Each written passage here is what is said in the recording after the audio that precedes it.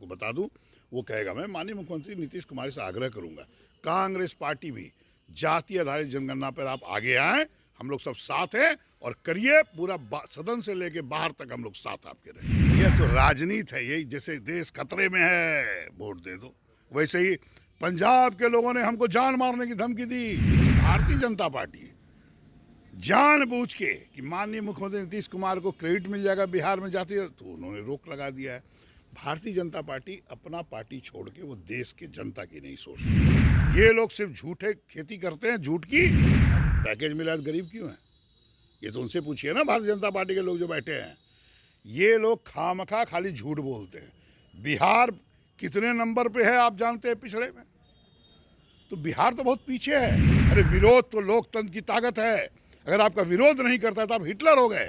देश में पूरे जनता को झूठ बोलते हैं, झूठ बोले के अलावा कोई काम नहीं है। बिहार में जातीय जनगणना और बिहार को विशेष राज्य का दर्जा मिले, इस बात को लेकर के बिहार की सियासत एक बार फिर से गर्म है। देखिए, आरजेडी और जेडीयू क्या एक बार फिर से एक दूसरे के करीब आ रहे हैं? ये सवाल इसलिए क्योंकि आरजेडी के तरफ से एक खुला ऑफर जनता दल यूनाइटेड को दिया गया और उस ऑफर के कुछ घंटे बाद ही जेडीयू की तरफ से ना तो सिर्फ उस ऑफर को स्वीकारा गया, बल्कि उपेंद्र कुशवाहा ने जगदानंद सिंह को थैंक यू तक कहा। देखिए, जातीय जनगणना को लेकर के जो डेलीगेशन प्रधानमंत्री नरेंद्र मोदी से मुलाकात करने के लिए दिल्ली गया था, उसमें कांग्रेस के विधायक दल के नेता अजीत शर्मा भी मौजूद थे। अजीत शर्मा जी, क्या लगता है बिहार में जातीय जनगणना को लेकर के नीतीश कुमार कोई फैसला लेंगे? क्योंकि ये सवाल लगातार पूछे जा रहे हैं। देखिए, जितनी बार बातें हुई है, माननीय नीतीश कुमार से हम लोग डेलीगेशन लेके गए हैं, बिल्कुल उनकी मानसिकता है और सदन में 2 बार पारित हुआ है सर्वसम्मति से। भारतीय जनता पार्टी भी थी, जदयू भी था, कांग्रेस भी था, सीपीआईएम, माले, सब लोग थे, राजद भी था। और ये तो माननीय मुख्यमंत्री से लास्ट में जो हम लोग डेलीगेशन मिले हैं, उसमें बोले कि हम लोग सर्वदलीय बैठक करने की कोशिश करते हैं 3-4 दिन में। लेकिन भारतीय जनता पार्टी जानबूझ के कि माननीय मुख्यमंत्री नीतीश कुमार को क्रेडिट मिल जाएगा बिहार में जाती है, तो उन्होंने रोक लगा दिया है। भारतीय जनता पार्टी अपना पार्टी छोड़ के वो देश के जनता की नहीं सोचती। मैं आपको बता दूं, वो कहेगा। मैं माननीय मुख्यमंत्री नीतीश कुमार से आग्रह करूंगा, कांग्रेस पार्टी भी जाति आधारित जनगणना पर आप आगे आए, हम लोग सब साथ हैं और करिए, पूरा सदन से लेके बाहर तक हम लोग साथ आपके रहेंगे। जातीय जनगणना को लेकर के आरजेडी और जेडीयू के रिश्ते काफी करीब आ रहे हैं अजीत शर्मा जी।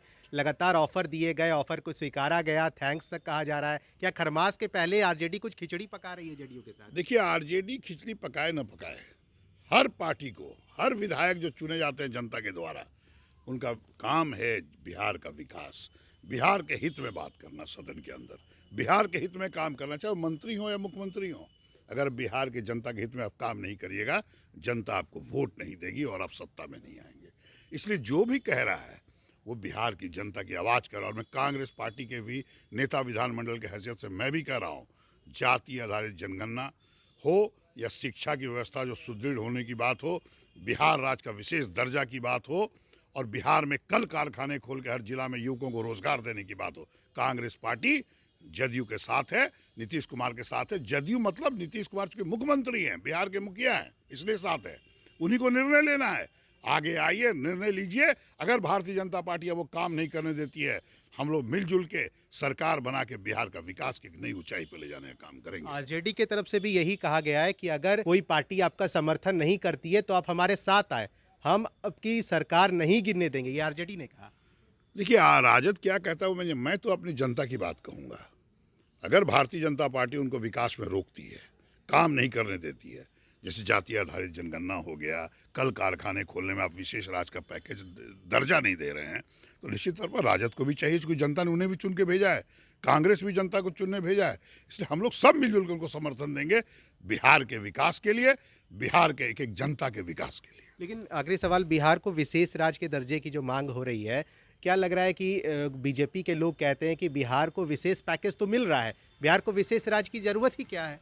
उनको बिहार के बारे में कुछ पता ही नहीं है। नीति आयोग का रिपोर्ट देख लीजिए, 52% से अधिक लोग गरीब हैं।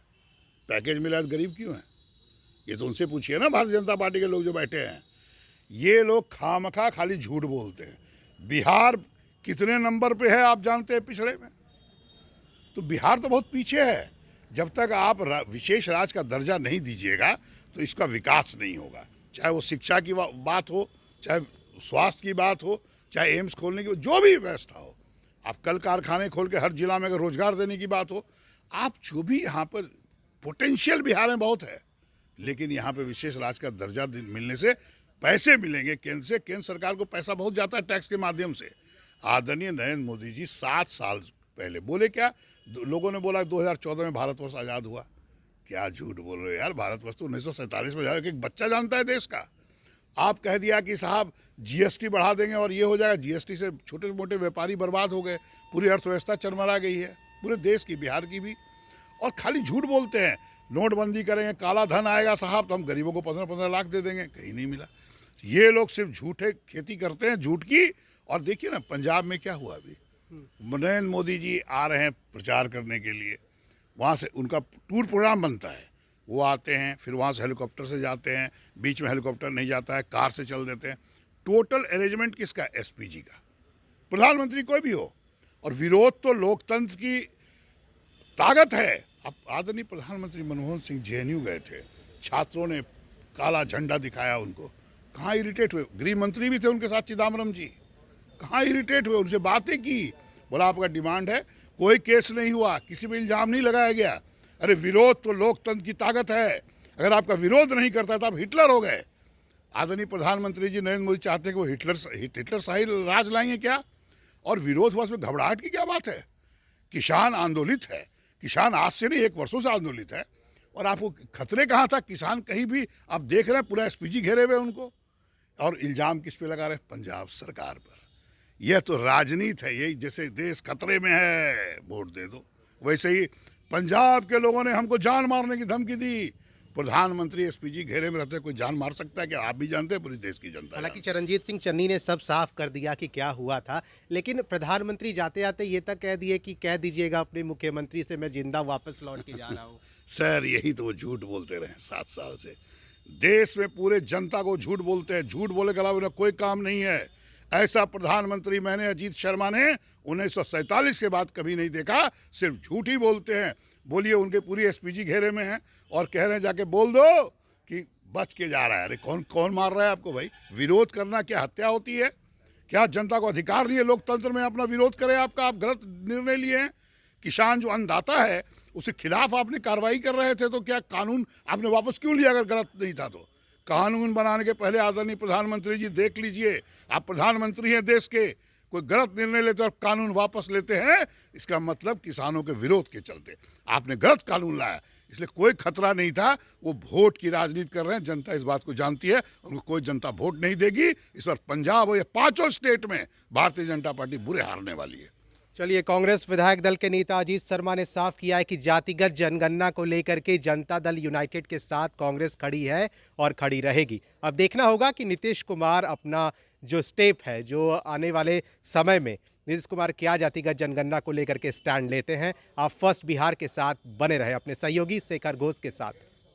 तंत्र मंत्र के बादशाह, भारत के जाने माने सर्वश्रेष्ठ गुरु खान जी, मिलेगा हर समस्या का समाधान गारंटी के साथ। मेरी बेटी की शादी के लिए बहुत से रिश्ते आते थे, पर कोई न कोई अड़चन पड़ जाती थी। इसी वजह से मेरा पूरा परिवार बहुत परेशान था। बाबा जी की दुआओं से आज मेरी बेटी एक बड़े घर की बहू बनी। भटको चाहे जहां, काम होगा सिर्फ यहाँ। गृह कलेश, कर्ज मुक्ति, प्रेम विवाह, जादू टोना, पति पत्नी में अनबन, सौतन या दुश्मन से छुटकारा, विदेश यात्रा में रुकावट, फिल्मों में प्रवेश और कोर्ट कचहरी जैसी समस्याओं का समाधान। सभी समस्याओं का समाधान गुरु खान जी। अभी कॉल करें 9821707996।